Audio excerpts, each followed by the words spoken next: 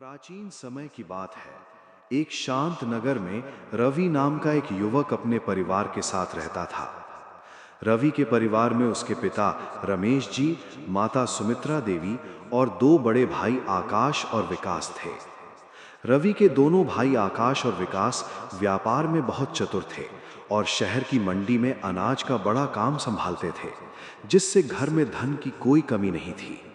लेकिन रवि इन सब से बिल्कुल अलग था। रवि का मन कभी भी बही खातों या मंडी के शोर शराबे में नहीं लगा। रवि को बचपन से ही चीजों को व्यवस्थित करने, दीवारों पर प्राकृतिक रंगों से चित्र उकेरने और घर के साधारण कोनों को फूलों और मिट्टी की कलाकृतियों से सजाने का बहुत शौक था। रवि घंटों बैठकर पुरानी लकड़ी के टुकड़ों को तराशता या फटे हुए कपड़ों से सुंदर पर्दे बनाने की कोशिश करता रहता था। एक दिन दोपहर के समय जब रवि अपने कमरे की पुरानी खिड़की को बेल बूटों से सजा रहा था, तभी उसके पिता रमेश जी वहां आए। रमेश जी ने रवि के हाथ में रंग और कूची देखी तो उनका गुस्सा सातवें आसमान पर पहुंच गया। रमेश जी चिल्लाकर बोले, रवि, क्या यही सब करने के लिए मैंने तुझे बड़ा किया है? तेरे दोनों भाई आकाश और विकास दिन रात मेहनत करके तिजोरी भर रहे हैं और तू यहाँ फालतू के काम में समय बर्बाद कर रहा है। रवि ने डरते हुए कहा, पिताजी, मुझे घर सजाना अच्छा लगता है, ये मेरा हुनर है।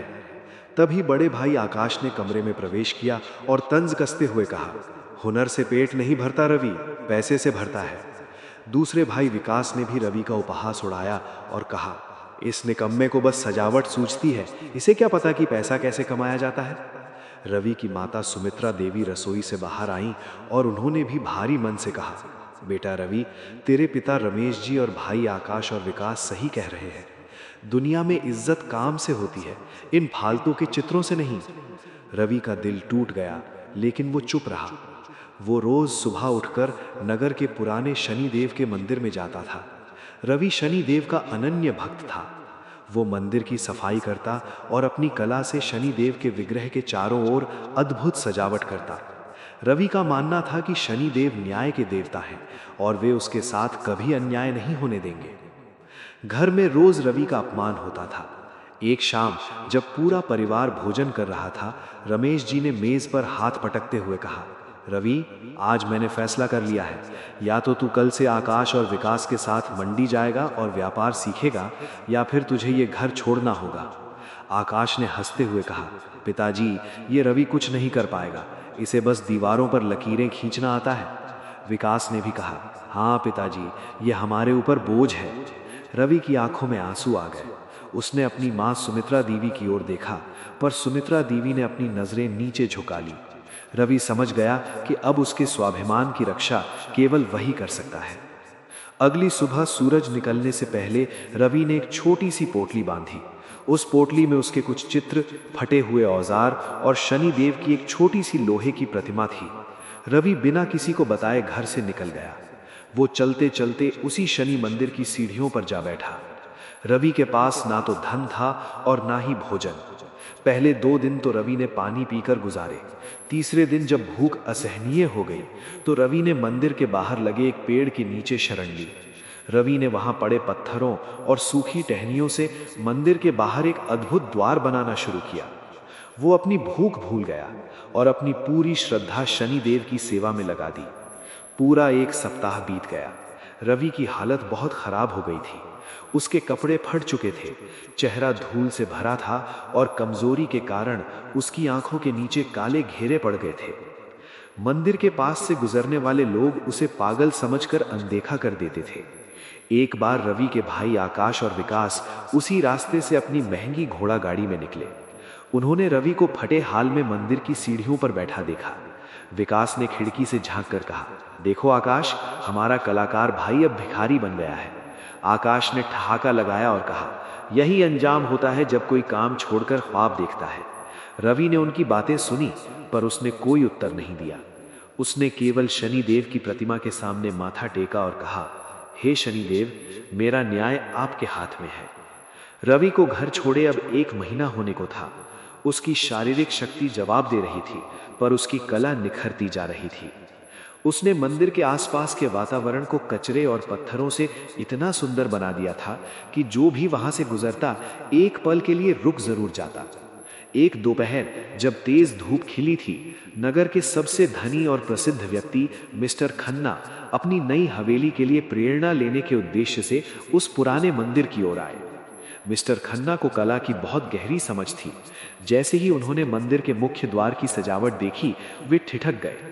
उन्होंने देखा कि कैसे बेकार पड़ी चीजों से इतनी बारीक और सुंदर डिजाइन बनाई गई है। मिस्टर खन्ना ने पुजारी जी से पूछा, पुजारी जी, ये अद्भुत कलाकारी किसने की है? मैंने बड़े बड़े शहरों के वास्तुकारों को देखा है, पर ऐसी रूहानी सुंदरता कहीं नहीं देखी। पुजारी जी ने इशारा करते हुए कहा, वो सामने जो युवक धूल में बैठा पत्थर तराश रहा है, वही रवि है। मिस्टर खन्ना रवि के पास गए। उन्होंने देखा कि रवि कमजोरी के कारण कांप रहा था, पर उसके हाथों में गजब की फुर्ती थी। मिस्टर खन्ना ने रवि के कंधे पर हाथ रखा और बोले, बेटा रवि, क्या ये सब तुमने बनाया है? रवि ने डरी हुई आंखों से देखा और सिर हिलाया। जब मिस्टर खन्ना ने रवि के बनाए हुए चित्रों की पोटली देखी तो उनकी आंखें फटी रह गईं। उसमें घरों के अंदरूनी हिस्सों के ऐसे नक्शे थे जो उन्होंने कभी कल्पना में भी नहीं सोचे थे। मिस्टर खन्ना ने तुरंत अपने सहयोगियों को बुलाया और कहा, इस युवक रवि को अभी मेरे घर ले चलो। इसे अच्छा भोजन दो, नए वस्त्र दो और मेरी नई हवेली का पूरा काम इसे सौंप दो। रवि की आंखों से खुशी के आंसू बहने लगे। उसने मन ही मन शनिदेव को धन्यवाद दिया। अगले कुछ महीनों तक रवि ने मिस्टर खन्ना की विशाल हवेली में दिन रात काम किया। उसने दीवारों पर ऐसी नक्काशी की और कमरों को इस तरह सजाया कि वो हवेली नहीं बल्कि स्वर्ग का एक टुकड़ा लगने लगी। जब हवेली का उद्घाटन हुआ तो पूरे नगर के प्रतिष्ठित लोग वहां आए। हर किसी की जबान पर बस एक ही नाम था, रवि, महान इंटीरियर डिजाइनर। रवि अब बहुत प्रसिद्ध और धनवान हो चुका था। उसने अपनी खुद की एक कंपनी शुरू की। एक दिन रवि अपनी शानदार गाड़ी में बैठकर अपने पुराने घर के पास से गुजर रहा था। उसने देखा कि उसके पिता रमेश जी और भाई आकाश और विकास सड़क पर खड़े होकर किसी से बहस कर रहे थे। मंडी के व्यापार में घाटा होने के कारण उनका घर और दुकान नीलाम होने की कगार पर थे। रमेश जी बहुत बूढ़े और कमजोर दिख रहे थे। रवि गाड़ी से उतरा और अपने पिता के चरणों में गिर पड़ा। रमेश जी, सुमित्रा देवी, आकाश और विकास दंग रह गए। उन्हें विश्वास ही नहीं हुआ कि ये वही रवि है जिसे उन्होंने घर से धक्के देकर निकाल दिया था। आकाश और विकास शर्म के मारे अपनी नजरें नहीं उठा पा रहे थे। रमेश जी ने रवि को गले लगा लिया और रोते हुए कहा, रवि, हमें माफ कर दे बेटा, हमने तुझे और तेरे हुनर को नहीं पहचाना। आज हमारी अकड़ टूट गई है। रवि ने मुस्कुराते हुए कहा, पिताजी, इसमें आपका दोष नहीं था। वो समय मेरी परीक्षा का था। शनिदेव ने मुझे ठोकरें इसलिए दी ताकि मैं संभलना सीख सकूं। रवि ने अपने पिता और भाइयों का सारा कर्ज चुकाया और उन्हें एक नया जीवन दिया। उसने उस पुराने शनि मंदिर का भी भव्य निर्माण करवाया जहां उसने कठिन समय बिताया था। इस कहानी से हमें ये शिक्षा मिलती है कि व्यक्ति की परिस्थिति चाहे कितनी भी खराब क्यों ना हो, उसे अपने हुनर और ईश्वर पर अटूट विश्वास रखना चाहिए। शनिदेव की परीक्षा कड़ी होती है। वे इंसान को तपाकर कुंदन बनाते हैं। जब सारी दुनिया आपके विरुद्ध हो, तब भी अपना कर्म करते रहे, क्योंकि सत्य और न्याय की जीत अंततः निश्चित होती है। रवि अब नगर का सबसे प्रतिष्ठित नाम बन चुका था। रवि की कंपनी रवि डिजाइन्स की चर्चे अब केवल उस नगर तक सीमित नहीं थे, बल्कि दूर दराज के राज्यों तक उसकी कला की ख्याति फैल चुकी थी। रवि ने अपने पिता रमेश जी और माता सुमित्रा देवी को एक आलीशान बंगले में सुख सुविधाओं के साथ रखा था। आकाश और विकास, जो कभी रवि का उपहास उड़ाते थे, अब रवि के ही कार्यालय में प्रबंधन का काम देखते थे।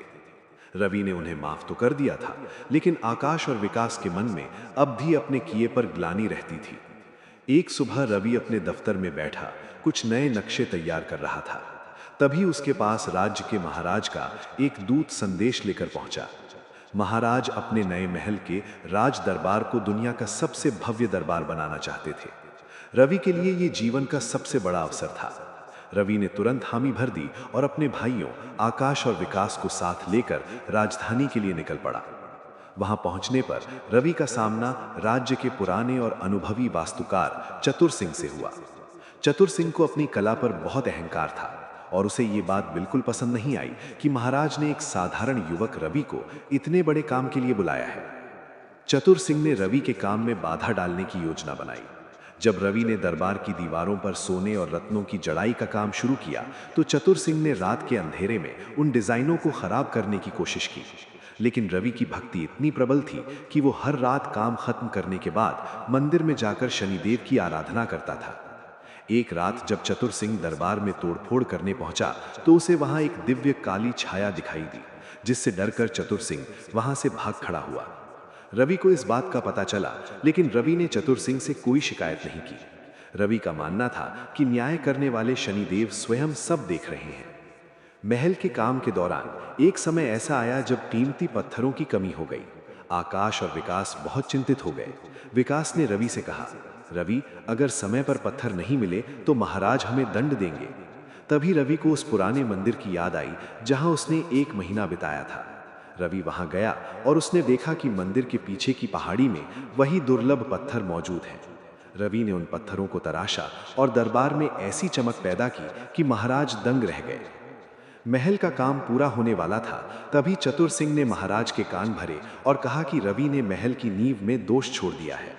महाराज ने क्रोध में आकर रवि, आकाश और विकास को दरबार में बुलाया। रमेश जी और सुमित्रा देवी भी वहां पहुंच गए थे। वे डर के मारे कांप रहे थे। महाराज ने रवि से कहा, रवि, अगर नींव में दोष निकला तो तुम्हें कारावास होगा। रवि ने शांत भाव से शनिदेव का स्मरण किया और कहा, महाराज, आप स्वयं जांच करवा लें। जब जांच हुई तो पता चला कि नींव पत्थर की नहीं, बल्कि रवि की ईमानदारी और कला के स्तंभों पर टिकी थी। चतुर सिंह का झूठ पकड़ा गया और महाराज ने चतुर सिंह को पद से हटा दिया।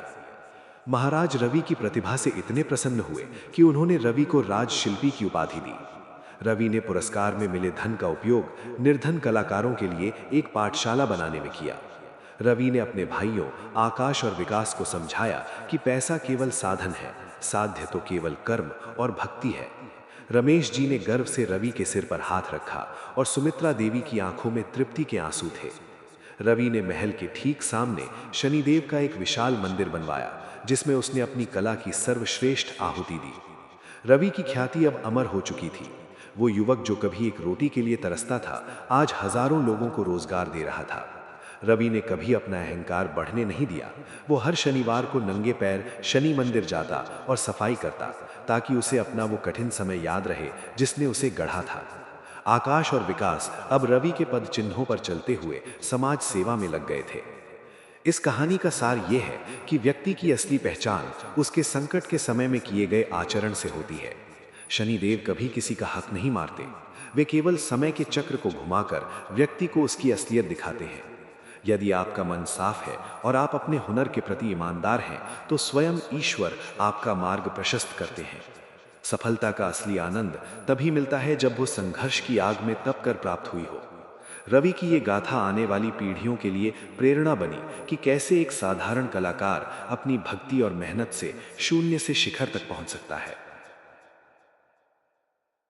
तो दोस्तों, ये थी रवि की कहानी, जो हमें सिखाती है कि वक्त कितना भी कठिन क्यों ना हो, अगर मन में विश्वास और हाथों में हुनर है तो शनिदेव की कृपा से भाग्य को भी बदलना पड़ता है। याद रखिए, संघर्ष केवल एक परीक्षा है, अंत नहीं। अगर इस कहानी ने आपके दिल को छुआ हो तो इसे लाइक करें और अपने उन अपनों के साथ शेयर करें जो आज कठिन समय से गुजर रहे हैं। कमेंट बॉक्स में जय शनिदेव लिखकर अपनी हाजिरी जरूर लगाएं। ऐसी ही और भी प्रेरणादायक और भक्तिपूर्ण गाथाओं के लिए हमारे चैनल को सब्सक्राइब करना ना भूलें। मिलते हैं एक नई कहानी के साथ। तब तक अपना ख्याल रखें। जय शनिदेव, जय श्री कृष्णा।